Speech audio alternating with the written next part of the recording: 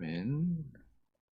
우리 하나님을 온전히 바라보고 의지하고 강하고 담대한 심령과 믿음으로 온전히 이 땅에서의 삶을 살아가는 영도 가족들 되시기를 축복합니다.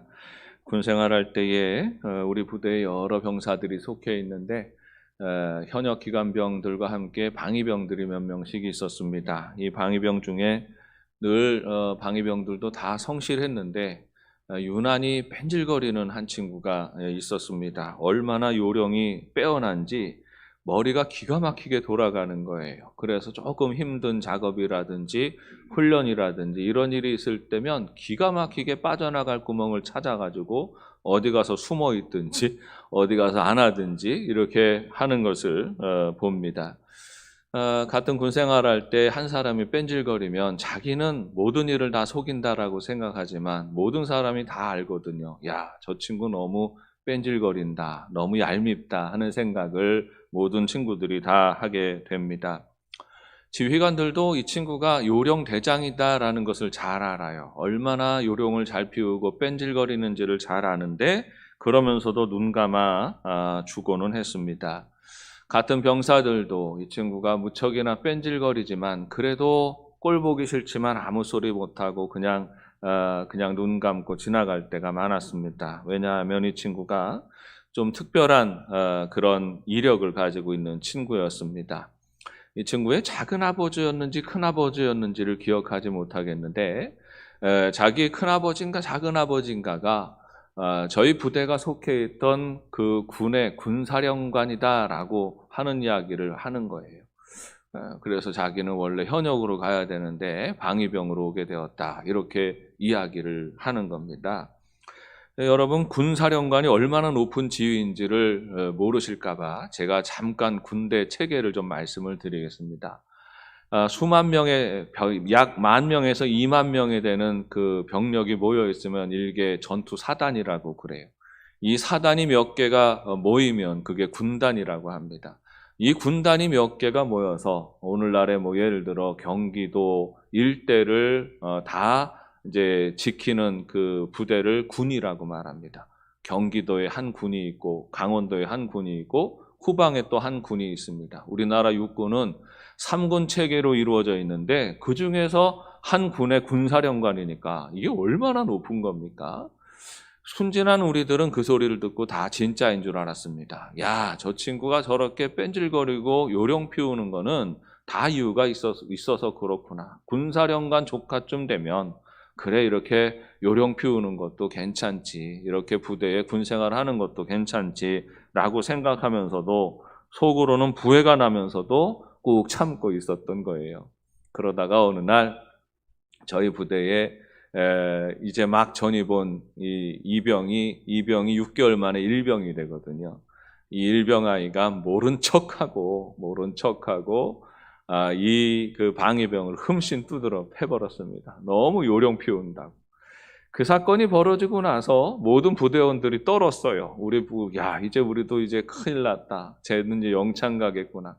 우리 지휘관도 큰일 났구나. 다 걱정을 하고 있었는데 그 사건이 있고도 한참이 지날 때까지도 아무 일이 없었습니다. 우리가 짐작하기로는 그 친구가 거짓말했을 거다. 군사령관의 조카다라는 것도 거짓말이었을 거다라는 것이고 또 사실이었다 할지라도 군사령관 정도가 이런 일에 나설 수는 없었을 것이다. 중요한 거는 이 친구는 그 군사령관이 믿는 구석이었는데 정말 중요한 때는 아무런 도움이 되지 못했다라고 하는 것입니다. 아무리 높은 별자리에 있는 사람이라도 아무리 높은 권력에 있는 사람을 알고 있다 할지라도 정말 결정적인 순간에 그것이 도움이 될 수 있는지는 잘 모르는 일입니다. 세상의 이치가 다 그렇지요. 여러분, 사람은 다 믿는 도끼에 발등 찍힙니다.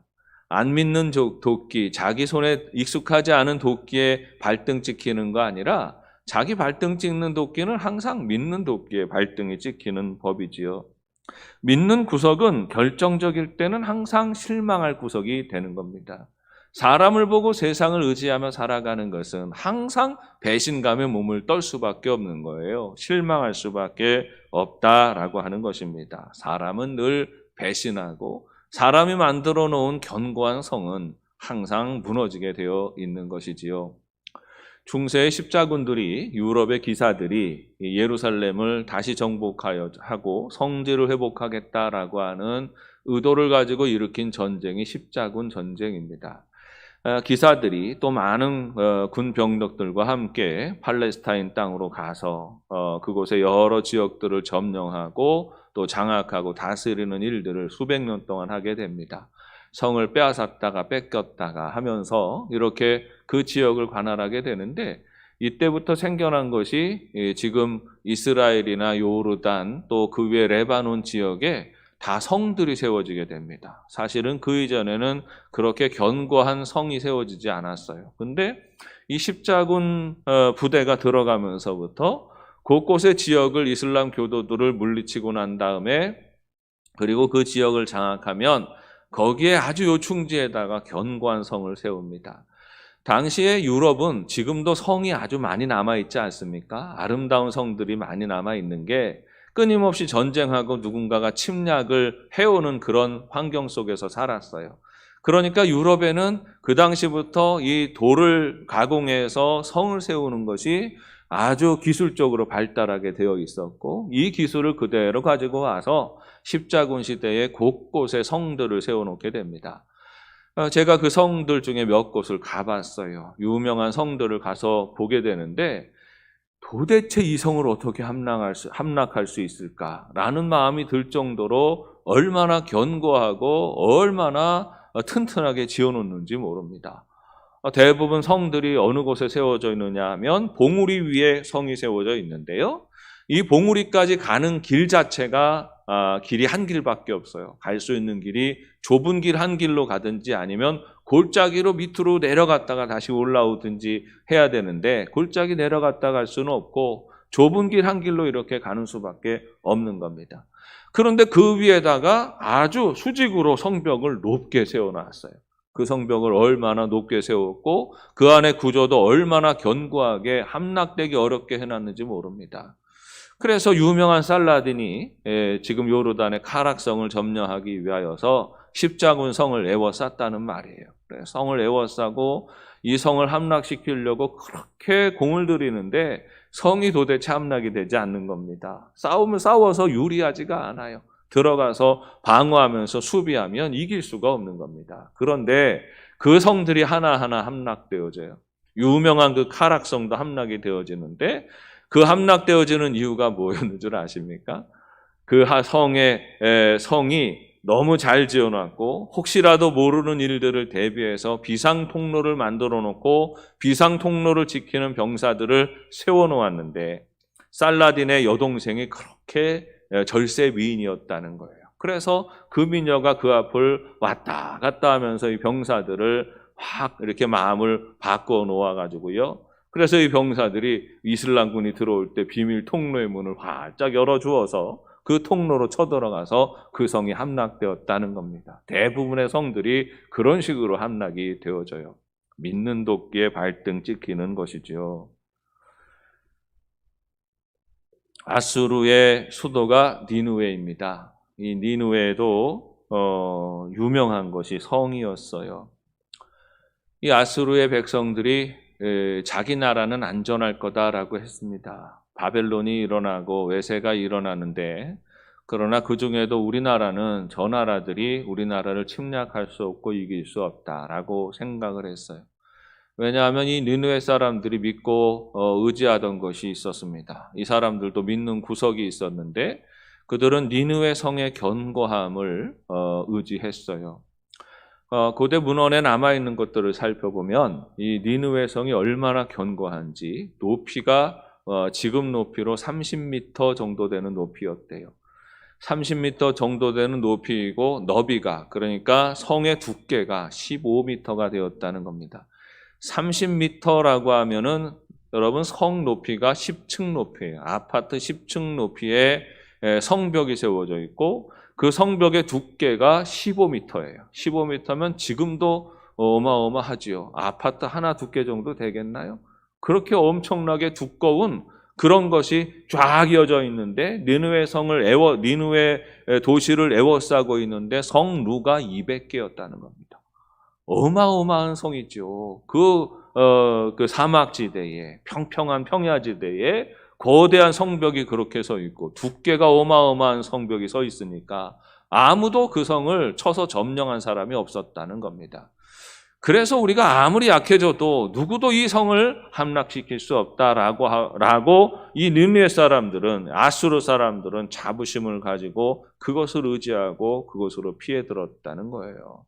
그런데 나훔 선지자가 이 아수르 성을 보게 됩니다. 요나 때에 요나가 외쳤을 때는 니느웨 성이 회개하고 돌이켜서 조금 더 그 생명이 연장되었었는데 나훔이 가서 외칠 때는 나훔은 회개의 가능성을 주지 않습니다. 그리고 이 성이 함락되고 이 성이 무너질 것이다, 이렇게 예언하게 되죠. 왜 그렇게 예언하느냐 하면 아수르가 군사력이 약해져서 멸망한 것이 아니라 이 도시가 멸망할 때가 되었을 때에 온 나라 안에 음란하고 방탕한 풍조가 가득했다라고 하는 거예요.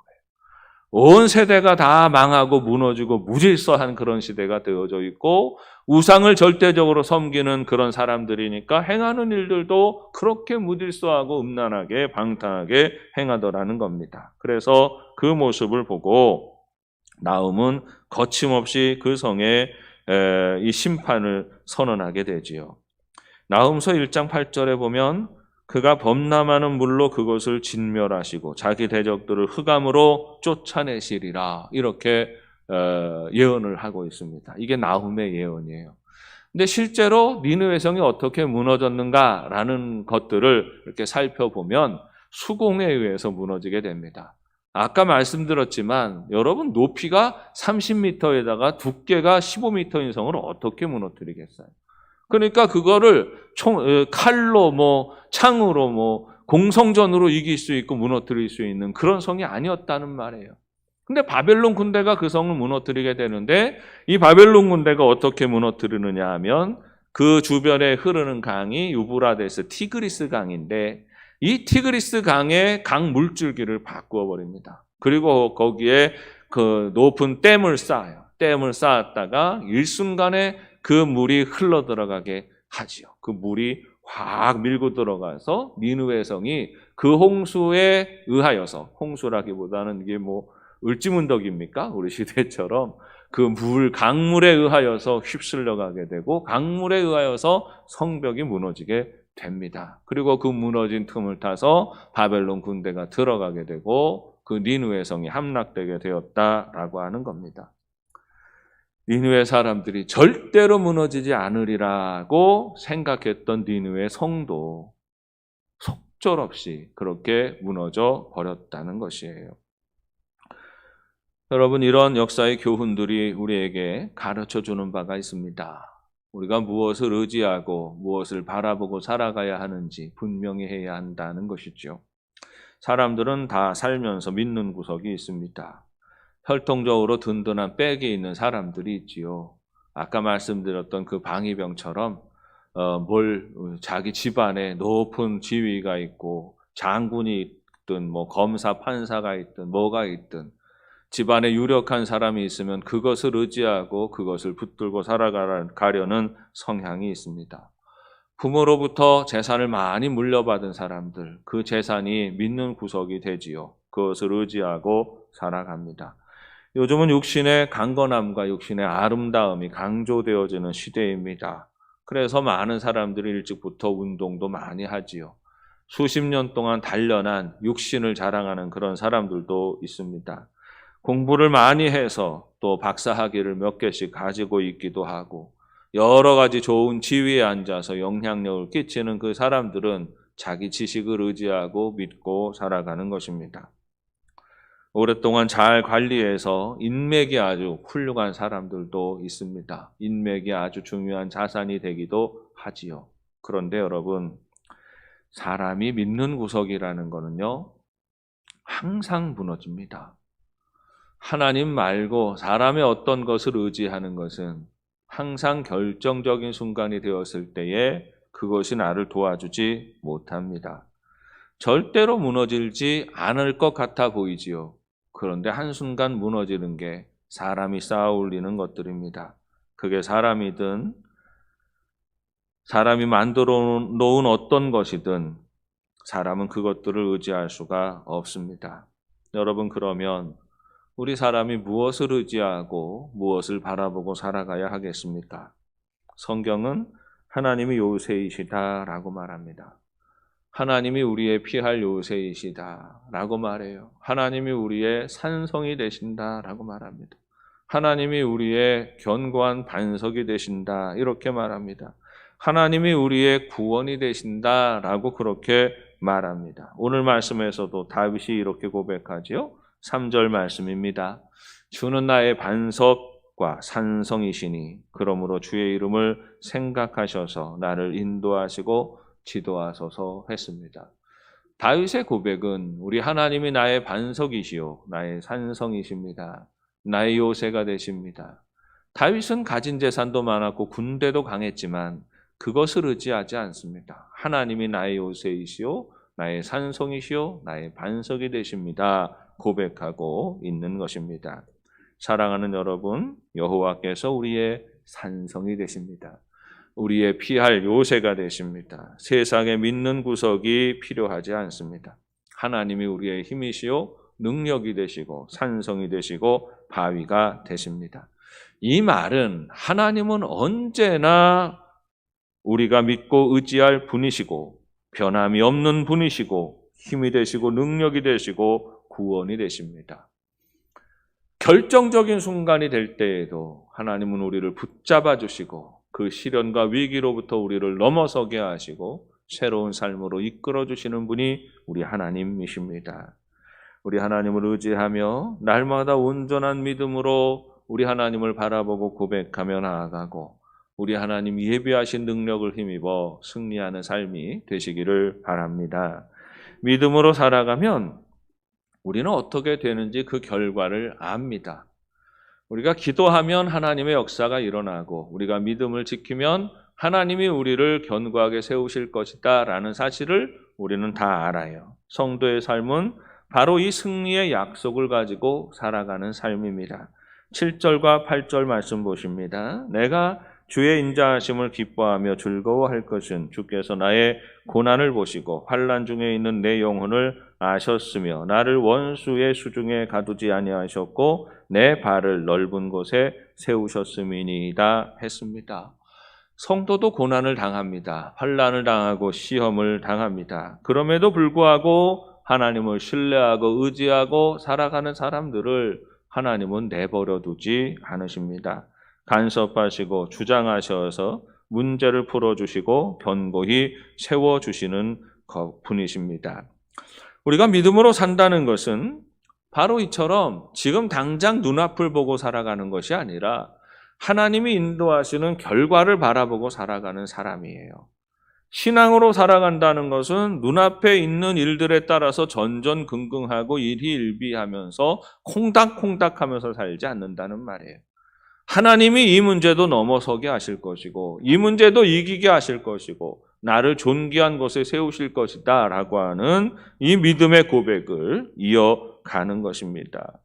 시편 23편의 고백처럼 사망의 음침한 골짜기를 지날 때에도 하나님을 의지하는 이에게는 쉴 만한 물가와 푸른 초장이 예비되어져 있는 거죠.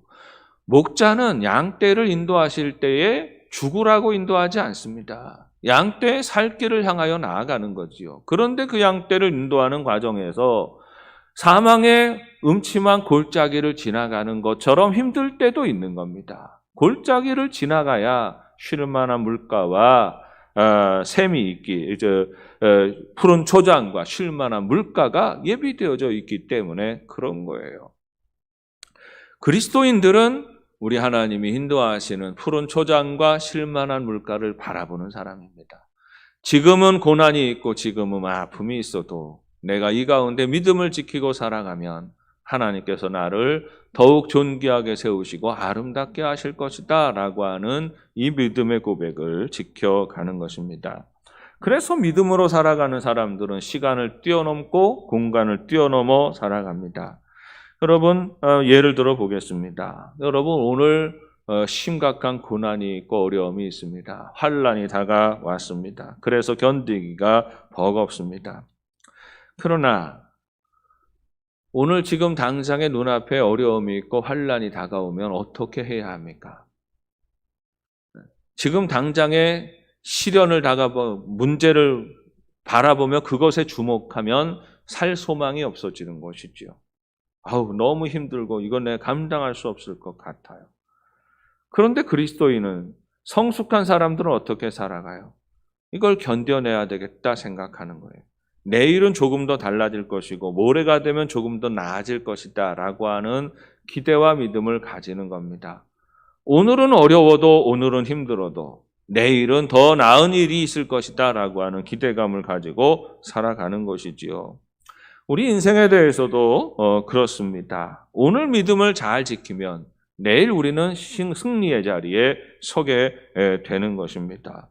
하나님의 사람은 항상 이렇게 시간을 뛰어넘어 살아가는 거예요. 오늘 연단의 날들을 살아가지만 내일은 승리의 날을 하나님께서 내게 주실 것이다 라고 하는 이 믿음을 고백하며 살아가는 겁니다. 현재의 고난을 장차 다가올 내일의 희망과 바꾸어서 살아가는 것이지요. 여러분, 믿음은 이처럼 시간을 초월하여서 살아가는 것입니다. 장차 이길 것을 바라보고 사는 것이지요. 천국이 그런 개념이 아니겠습니까, 여러분? 천국을 누가 갑니까? 누가 하나님 나라에 참여합니까? 현재의 고난을 이기는 자가 참여하는 것이에요. 오늘의 아픔과 수고와 배고픔과 헐벗음이 있지요. 그럼에도 불구하고 그것을 견뎌내고 이기는 자에게 천국은 주어지는 것입니다. 믿음을 지키고 순전한 삶을 지키느라고 오늘 손해보고 어려움을 당하여도 묵묵히 하나님 나라의 소망을 품고 이기는 사람이 천국 백성 되는 거예요. 오늘 눈앞에 연단이 있고 시험이 있다고 천국이 뭐 있어?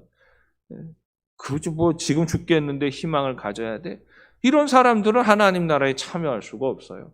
그럼에도 불구하고 하나님 나라에 대한 소망이 더욱더 굳건히 세워지는 사람이 하나님 나라에 합당한 사람이 되는 것입니다.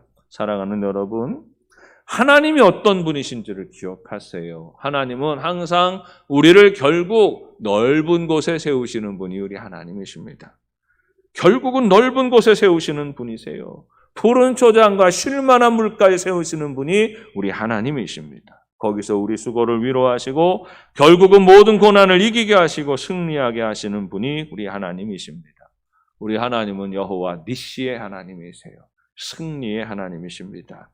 여호와 니시의 하나님을 나의 하나님으로 고백하며 날마다 담대하게 눈앞에 주어지는 모든 상황과 여건을 극복하고 승리하는 삶이 되시기를 바랍니다. 그런데 여러분,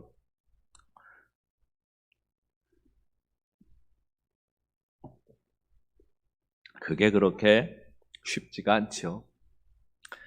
우리가 믿음 생활 다 해봐서 아는데, 그지요? 다 해봐서 아는데 하나님 앞에서 마음을 한결같이 지켜가는 것이 쉽지가 않습니다. 왜냐하면 당장 눈앞에 시험이 다가오고 대적이 일어날 때면 그것이 우리 눈에 보이는 것이고 눈에 보이는 것은 항상 거대해 보이기 때문이에요. 이겨내기가 너무나 어렵습니다. 다윗은 이렇게 승리의 고백을 해요. 하나님이 나로 넓은 곳에 세우실 것이다 라고 고백하지만 곧 이어지는 말씀을 보십니다. 9절과 10절 말씀이에요. 여호와여, 내가 고통 중에 있사오니 내게 은혜를 베푸소서. 내가 근심 때문에 눈과 영혼과 몸이 쇠하였나이다. 내 일생을 슬픔으로 보내며 나의 연수를 탄식으로 보내며 내 기력이 나의 죄악 때문에 약하여지며 나의 뼈가 쇠하도소이다 했습니다. 다윗에게도 눈앞에 닥치는 상황이 녹록지 않습니다. 견뎌내기가 쉽지가 않아요. 살다가 보면 문제가 생기지요. 기운이 있으면 견뎌낼 수가 있어요. 근데 기운이 있어서 견뎌낼 수 있는 건 문제가 아니에요. 그 문제와 시험과 시련이라고 하는 것은 우리의 모든 기운의 마지막 한 방울까지도 탈탈탈 털어버리게 만들어버리는 겁니다. 사람이 육신적으로 힘들어요. 그런데 정신적으로 건강하여 있으면 견뎌낼 수가 있어요. 그런데 사람이 육신적으로 힘든데 정신적으로도 힘들어요. 그러면 이 문제와 상황을 극복할 수가 없는 것입니다. 다윗은 시련으로 인해서 눈과 영혼과 몸이 쇠하였다. 이렇게 고백해요. 총체적인 난관에 빠졌다라고 하는 겁니다.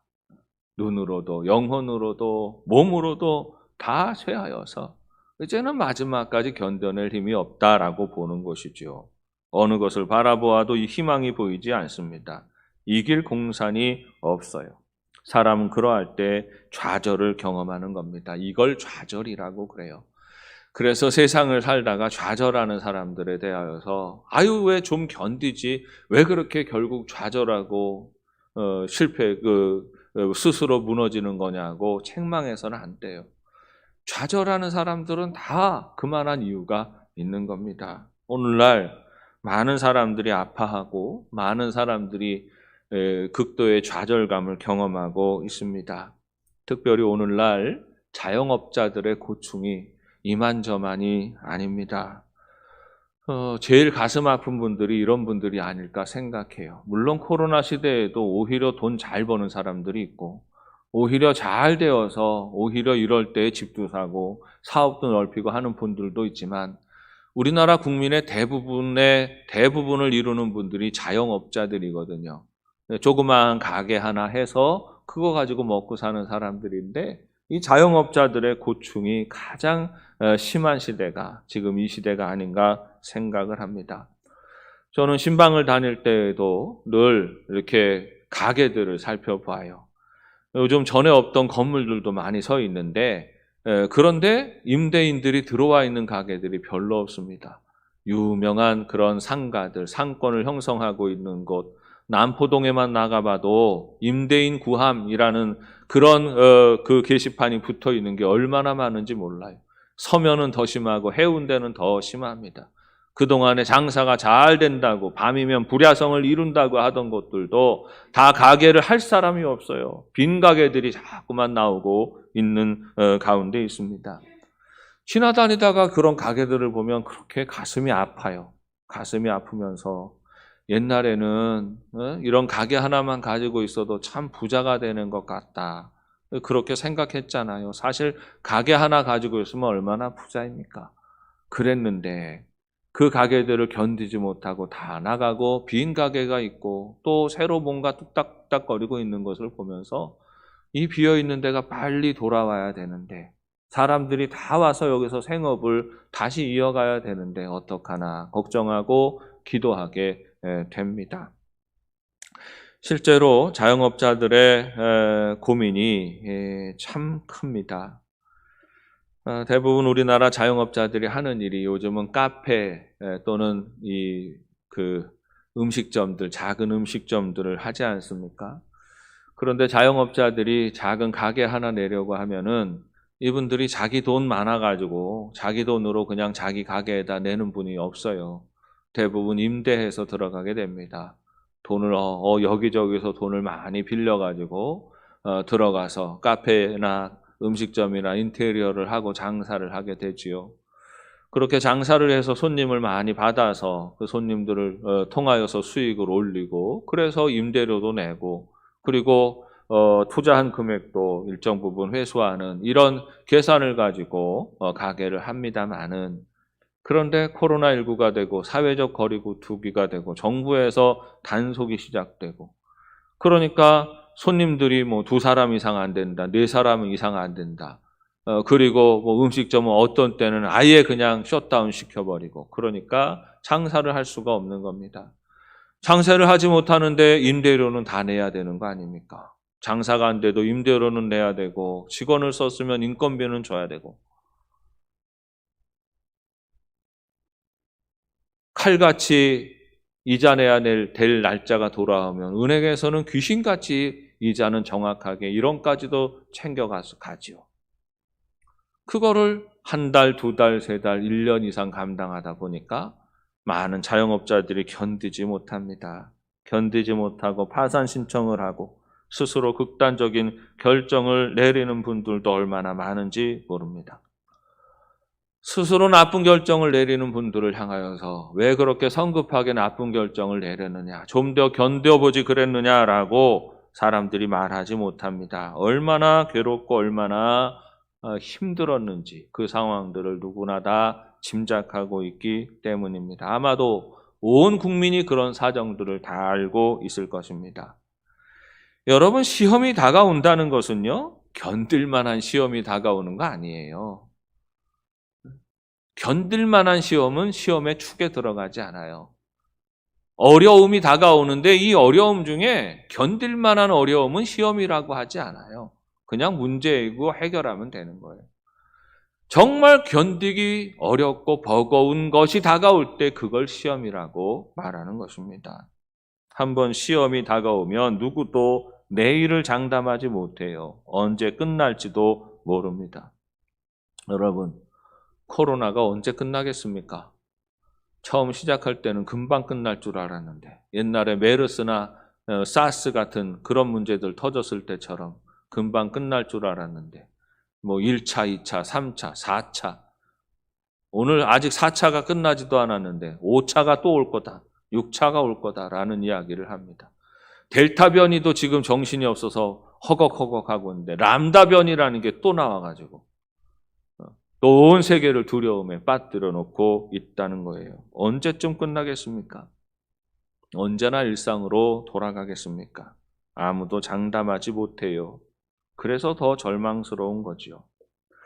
그런데 여러분, 이런 절망스러운 상황을 우리가 다 인생에 몇 차례 겪고 살아갑니다. 이렇게 다가오는 이 절망적인 상황이 되었을 때에, 내가 감당할 수 없는 그런 시험과 시련을 마주대하고 있을 때에 우리는 어떻게 해야 합니까? 14절 말씀입니다. 여호와여, 그러하여도 나는 주께 의지하고 말하기를 주는 내 하나님이시라 하였나이다 했습니다. 9절서부터 13절까지 이어지는 말씀은 다윗의 탄식이 이어져요. 도저히 하나님 견딜 수가 없습니다. 내가 이겨나갈 수가 없습니다. 내 뼈가 다 쇠하였습니다. 내 영혼이 쇠하였습니다. 내 육신이 다 쇠하였습니다. 아무런 기운과 기력이 한 방울도 남아있지 않고 손들 힘조차 없습니다. 그런 상황이지요. 그런데 그런 상황을 쭉 아래다가 다윗이 뭐라고 고백해요? 여호와여, 그러하여도 나는 주께 의지하고 말하기를 주는 내 하나님이시라 하였나이다. 이게 다윗의 고백이고 다윗의 멋진 점이에요. 극한의 괴로움과 슬픔과 탄식 가운데 던져졌어도, 어디에도 솟아날 구멍이 보이지 않아도, 그러나 그러하여도 나는 주께 의지하고 말하기를 주는 내 하나님이십니다. 이렇게 고백하고 있습니다. 그런데 여러분, 이 고백을, 다윗의 이 고백을 어디선가 좀 들어본 듯한 비슷한 내용이 성경 어디에선가 나오는 것 같지 않습니까? 다니엘서에서 다니엘의 세 친구가 있었어요. 사드락과 메삭과 아벳느고지요. 느부갓네살 왕이 금신상을 만들어서 절하라 하는데 절하지 않았어요. 그것 때문에 벌을 받게 되는데, 풀무불에 던져지는데 느부갓네살 왕을 화나게 해서 7배나 더 뜨거워진 풀무불에 던져지게 되었지요. 이때에 이 세 사람이 하는 말이 무슨 말을 했습니까? 왕이요, 우리가 섬기는 하나님이 계시다면 우리를 맹렬히 타는 풀무불 가운데에서 능히 건져내시겠고 왕의 손에서도 건져내시리이다. 그렇게 하지 아니하실지라도 왕이여, 우리가 왕의 신들을 섬기지도 아니하고 왕이 세우신 금신상에게 절하지도 아니할 줄을 아옵소서 했습니다. 그렇게 하지 아니하실지라도 하나님은 나의 하나님이십니다. 풀무불에서 건져주시지 않아서 불에 타 죽을지라도 하나님은 나의 하나님이십니다. 뼈가 마르고 영혼이 마르고 다 쇠약하여서 내가 죽을 지경에 던져져 있지만 그럴지라도 여호와 하나님이 나의 하나님이십니다. 다윗이 고백하고 있는 것, 이 믿음의 전통이 그대로 사드락과 메삭과 아벳느고에게 이어지고 있는 것입니다. 아무런 소망이 보이지 않고 견딜 만한 기운이 하나도 남아있지 않아도 나는 하나님을 의지합니다. 나는 하나님을 사랑합니다. 라고 고백하는 것. 이것이 진실한 그리스도인의 모습이라는 거예요. 사랑하는 여러분, 다윗의 이 고백이 오늘 우리 영도 가족들의 고백이 되시기를 바랍니다. 그러하여도 나는 하나님을 바라봅니다. 그러하여도 여호와가 나의 하나님이십니다. 기운이 나는 지금 한 방울도 남아있지 않습니다. 그러하여도 나는 여호와 하나님을 바라봅니다. 나는 하나님을 의지합니다. 하는 이 고백으로 믿음을 잘 지키고 담대하게 끝까지 승리하는 삶이 되시기를 주님의 이름으로 축원합니다. 우리는 희미한 중에 막연한 기도로 하나님을 부를 때가 많습니다.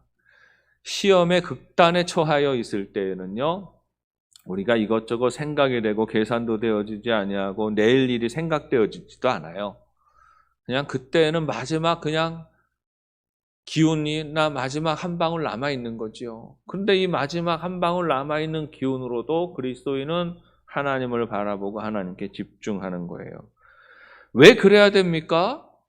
그 미약하게 한 방울 팔 하나 들고 손가락 하나 까딱할 수 있는 힘밖에 없는데 이 손가락 하나 까딱하는 힘을 가지고 하나님이 나의 하나님이십니다.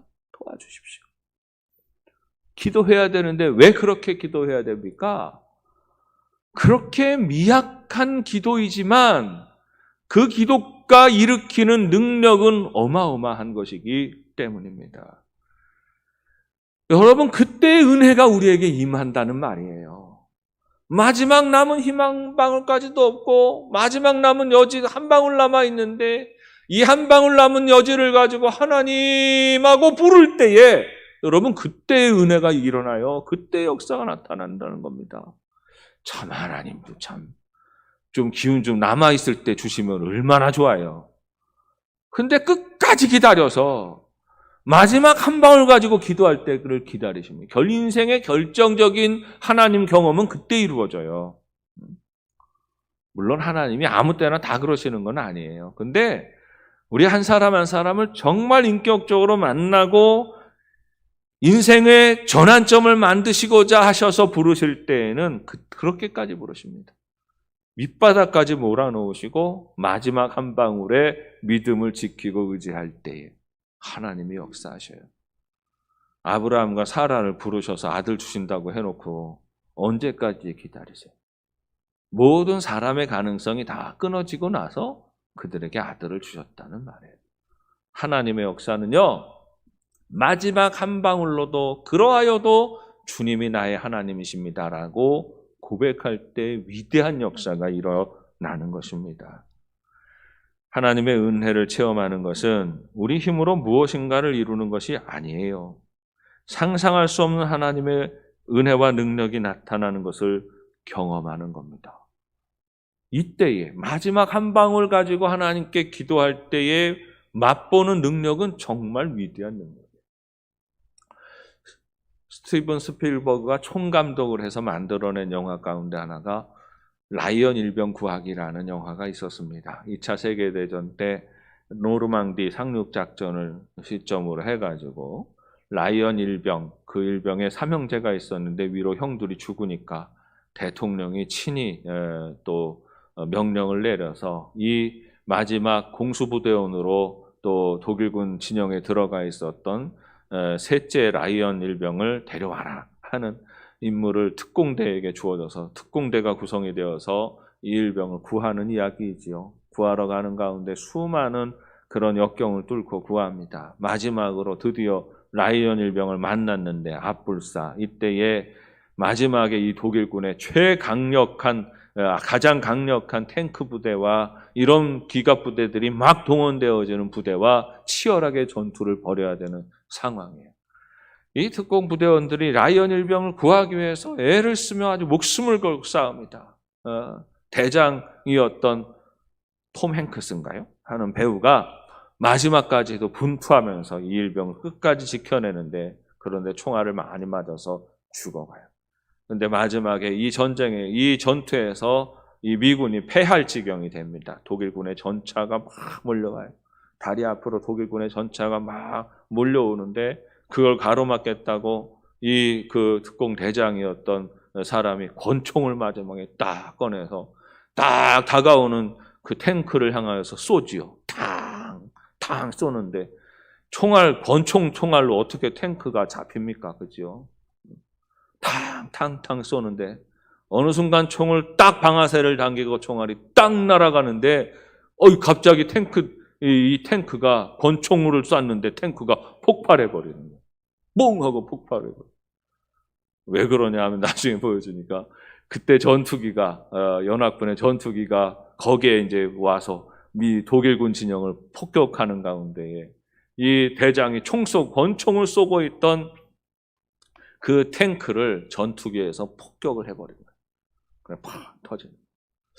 제가 그 모습을 보면서 우리의 기도와 하나님의 역사가 이런 거구나 하는 생각을 했어요.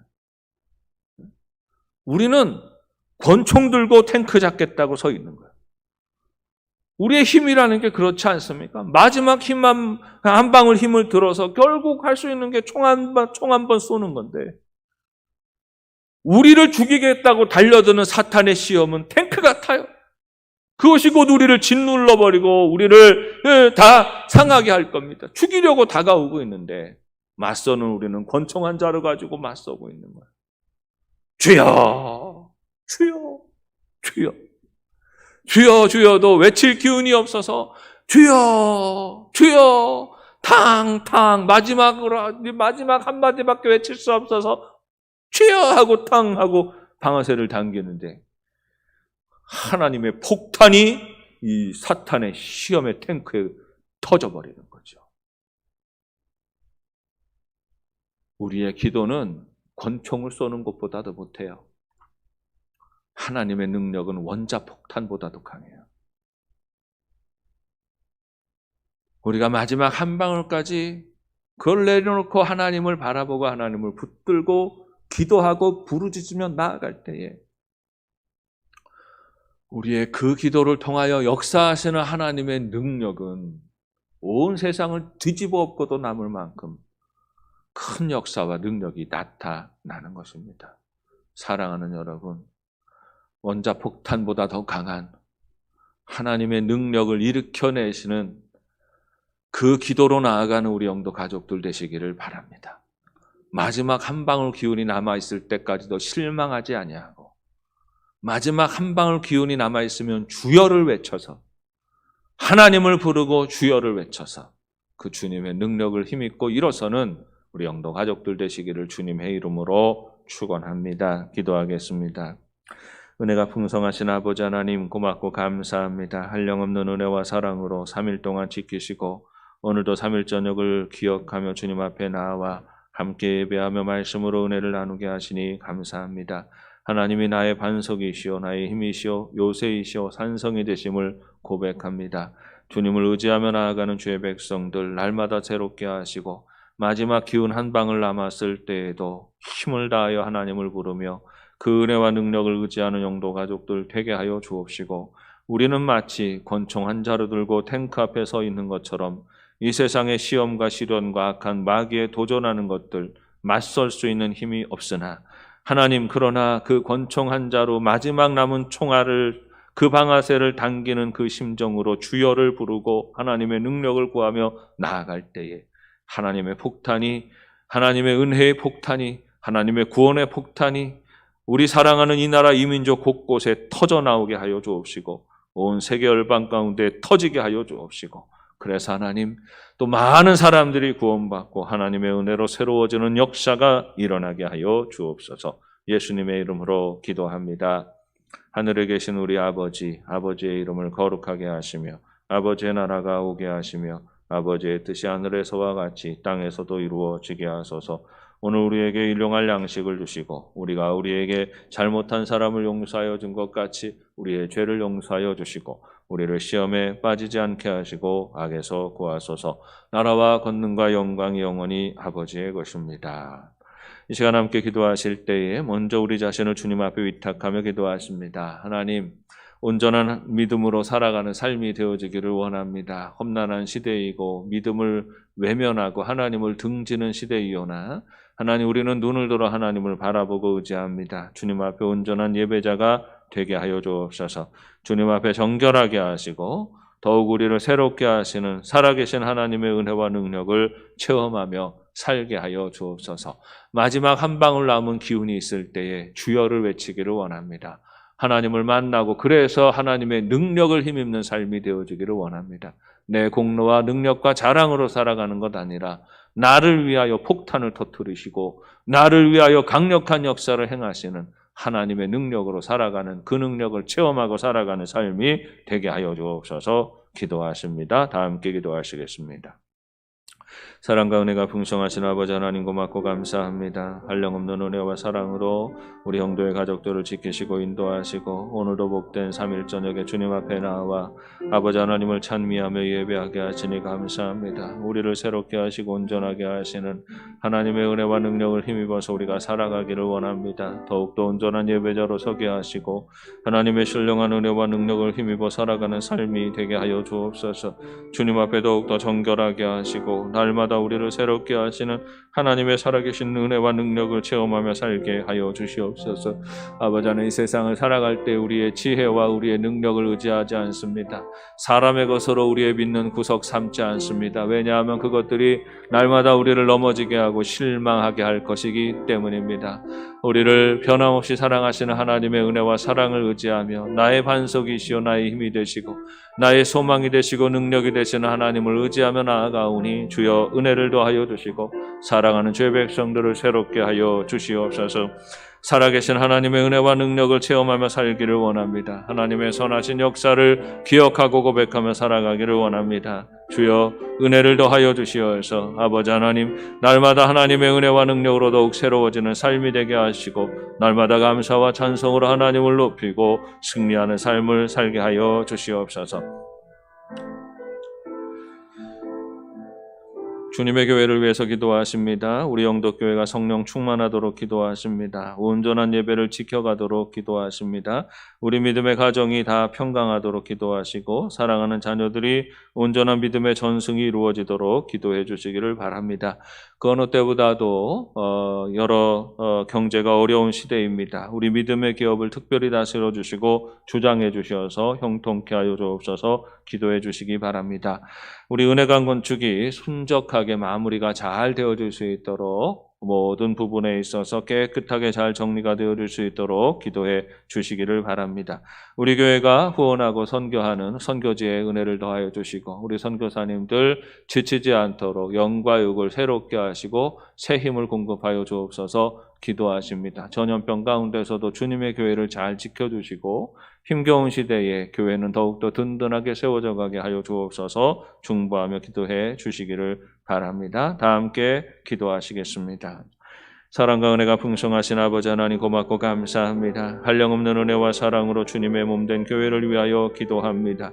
주님의 몸된 영도교회가 하나님의 은혜 가운데 거룩하고 정결하게 더욱 구별되게 하여 주옵소서. 날마다 성령 충만하여서 하나님이 온전히 다스리시고 주장하시는 교회가 되어지기를 원합니다. 온전한 예배를 회복하고 살아갈 수 있도록 인도해 주옵소서. 아버지 하나님, 그래서 아버지 하나님, 이 교회가 날마다 뜨거운 열정과 헌신으로 하나님을 사랑하고 고백하는 복된 교회가 되게 하여 주시고 신령과 진정으로 하나님을 찬미하며 나아갈 때에 하나님의 놀라운 역사, 위대한 역사를 감당해 나아가는 교회가 되게 하여 주시옵소서. 하나님 믿음의 가정을 지켜주셔서 평강케 하여 주시옵소서. 어려움이 많은 시대입니다. 시험과 환난이 마치 산처럼 덮치는 시대입니다. 이 시대 가운데 우리의 살 길이 어디에 있습니까? 하나님, 믿음의 가정들 붙잡아 주시어서 평강에서 평강으로 인도하여 주시고 사랑하는 우리 자녀들의 걸음걸음 인도하여 주시어서 저들의 진로가 온전하고 형통할 수 있도록 하나님 인도해 주시옵소서. 하나님, 믿음의 기업을 주장하시고 다스려 주시기를 원합니다. 하나님의 은혜로 새롭게 하여 주시고 형통케 하시기를 원합니다. 아버지 하나님, 은혜관 건축이 순적하게 잘 마무리되어 줄 수 있도록 인도하여 주시고 은혜관 건축을 통하여서 아름답게 하나님께 영광 돌리며 더 놀라운 부흥의 역사를 써나갈 수 있도록 은총을 더하여 주시옵소서. 존귀하신 하나님 은혜를 감사합니다. 하나님의 마음에 늘 합당하게 살아가는 저희들 되게 하여 주시고 신령과 진정으로 하나님을 찬미하며 예배하며 존귀하신 하나님으로 온전히 높이며 나아가는 귀하고 복된 삶이 되게 하여 주시옵소서. 하나님 아버지 은혜를 감사합니다. 우리 땅끝까지 복음 전하기 위하여 오늘도 땀 흘리고 수고한 우리 선교사님들 하나님의 은혜와 긍휼하심으로 붙잡아 주시고 새롭게 하여 주시옵소서. 아버지 안에 저들의 영과 육을 지켜주시고 늘 안전할 수 있도록 도와주시옵소서. 땀 흘리고 수고하는 세워가는 주님의 교회는 어려운 시대에도 더욱더 견고하게 세워져 가게 하여 주시고 주님의 교회를 통하여 위대한 하나님의 역사를 나타내고 드러내는 귀한 은혜가 있게 하여 주시옵소서. 연하여서 우리나라와 민족을 위해서 기도하십니다. 그리고 세계 열방을 위해서 기도하십니다. 그 어느 때보다도 사상적으로 정신적으로 오염되고 있는 시대입니다. 온전하고 바른 사상과 신념으로 이 나라가 나아가고 바로 설 수 있도록 기도해 주시기를 원합니다. 차별금지법과 같은 악법들이 통과되어지지 않도록 이 땅의 많은 국회의원들에게 바른 정신 허락해 주시고 헛된 망상에 빠지지 않게 하시고 우리 국회의원들이 바르게 잘 분별하고 판단하여서 이 악한 일들을 결정하지 않도록 하나님께서 지혜 주시고 인도해 달라고 기도해 주시기를 바랍니다. 이 시대가 악하고 음란한 시대가 되어 있고 너무나 방탕한 시대가 되어 있습니다. 하나님을 대적하고 우상이 득세하고 방탕한 이 시류가 도도하게 흐르고 있는데 이 가운데에서도 하나님 도리어 거룩한 기운으로 변화되어지는 역사가 일어나게 하여 주시옵소서. 교회를 통하여 반듯하고 바른 질서가 서게 하시고 이제는 이 땅의 많은 사람들이 헛되고 더러운 풍조에 휩쓸려 살아가는 것이 얼마나 무의미한지를 깨달아 알게 하시고 돌이켜 우리 하나님의 진리 가운데로 돌아와 바른 질서 가운데, 바른 도덕 가운데, 윤리 가운데 세워져가는 나라가 되도록 기도해 주시기를 바랍니다. 코로나19 백신 수급과 또 치료제 개발의 모든 과정이 잘 진행될 수 있도록 하나님께서 우리 민족에게 지혜를 주셔서 이 코로나19 전염병도 또 속히 잘 극복해낼 수 있도록 기도해 주시기를 바랍니다. 그 어느 때보다도 정치적으로 외교적으로 하나님의 도우심이 많이 필요합니다. 주변국들과 좋은 관계를 잘 이어가게 하여 주시고 평화로운 가운데 도리어 이 나라가 강한 영향력을 끼치는 나라가 되게 하여 주옵소서. 북한에 휘둘리지 말고 북한을 주도하는 나라가 되기를 원합니다. 중국 같은 나라에 휘둘리지 말고 오히려 중국이 눈치 보는 나라로 설 수 있도록 이 땅의 모든 위정자들과 지도자들이 자존심을 좀 가져야 되지 않겠습니까? 힘을 가져야 되지 않겠습니까? 이 나라의 모든 위정자들에게 하나님이 지혜 주시고 능력 주셔서 북한에 휘둘리고 일본에 휘둘리고 미국에 휘둘리고 무엇보다도 중국에 휘둘리고 하는 일 없이 오히려 그 모든 나라들에게 강력하게 발언하고 또 영향력을 끼쳐가는 강한 나라로 하나님 이 나라를 세워 주시옵소서. 중보하며 기도해 주시고 그런 좋은 지도자들이 이 땅에 많이 세워지게 하여 주옵소서. 기도해 주시기를 바랍니다. 온 세계 열방을 위하여서도 기도해 주시고 또 슬기롭게 이 전염병을 잘 극복해 나갈 수 있도록 기도해 주시고 온 나라의 복음화와 온 세계의 복음화를 위하여서 함께 기도해 주시고 여러분 개인적인 기도 제목 가지고 계속 해서 기도하시고 자유롭게 돌아가시기 바랍니다. 다 함께 기도하시겠습니다. 사랑과 은혜가 풍성하신 아버지 하나님 은혜를 감사합니다. 한량없는 은혜와 사랑으로 주의 백성들을 돌보시고 인도하시니 감사합니다. 이 나라 이 백성이 하나님의 은혜와 하나님의 섭리로 살아가는 나라입니다. 이 백성을 더욱더 존귀한 하나님의 백성으로 세워주시어서 하나님의 거룩하신 은혜와 하나님의 선하신 역사를 나타내는 복된 통로가 되게 하여 주시고 신령과 진정으로 하나님을 찬미하며 예배하며 우리 하나님의 은혜의 보좌 앞에 담대히 나아가는 복 있는 나라요 백성이 되어 줄 수 있도록 인도해 주시옵소서. 하나님 이 나라의 아버지 하나님 거룩하고 맑은 정신을 회복하여 주옵소서. 악하고 음란하고 방탕한 시류가 너무나도 강력합니다. 아버지 하나님을 등지고 우상을 따라가며 모든 거짓된 영에 미혹되어 살아가는 이 시류에 휩쓸리지 않도록 하나님 이 나라의 민족을 긍휼히 여겨주시고 이 나라는 바른 도덕이 서고 윤리가 서고 바른 삶의 질서가 서는 나라가 되게 하여 주옵소서. 하나님이 우리의 진리라 하셨습니다. 진리 진리이신 하나님을 고백할 때에 우리 인생의 모든 도덕과 윤리와 바른 질서가 회복되어지는 것을 깨닫습니다. 이 나라 이 백성이 아버지 하나님 헛되고 더러운 데서 돌이켜 예수님을 온전히 고백하며 진리를 고백하는 나라가 되게 하여 주옵소서. 온 나라의 복음화가 이루어지게 하시고 아버지 하나님 이 나라가 온 세계 복음화의 중심지가 되게 하여 주시고 이 나라를 통하여 거룩한 영향력을 더하여 주시어서 정치적으로나 경제적으로나 문화적으로나 영적으로 온 세상을 바꿔가며 바로 세워가는 나라로 아버지 하나님 그 중심에 서는 나라로 하나님이 나라 대한민국이 온전히 설 수 있도록 인도해 주시옵소서. 남과 북의 온전한 통일이 일어나게 하여 주옵소서. 이 나라가 주변국들의 영향받는 나라가 아니라 이제는 북한을 주도하고 영향을 끼치는 나라가 되게 하시고 중국 땅을 주무르고 영향을 끼치는 나라가 되게 하시고 일본 땅을 주무르고 아버지 하나님 미국과 또 모든 세계 열방을 주무르는 나라가 될 수 있도록 하나님 큰 힘과 은혜와 지혜를 이 백성들에게 허락하여 주시어서 가난하고 힘없는 나라가 되어서 늘 영향받는 나라가 아니라 하나님의 은혜로 부강하여 많은 나라에게 선하고 아름다운 영향력을 끼치는 나라가 되게 하여 주옵소서. 온전한 행것 같습니다. 주님의 선하신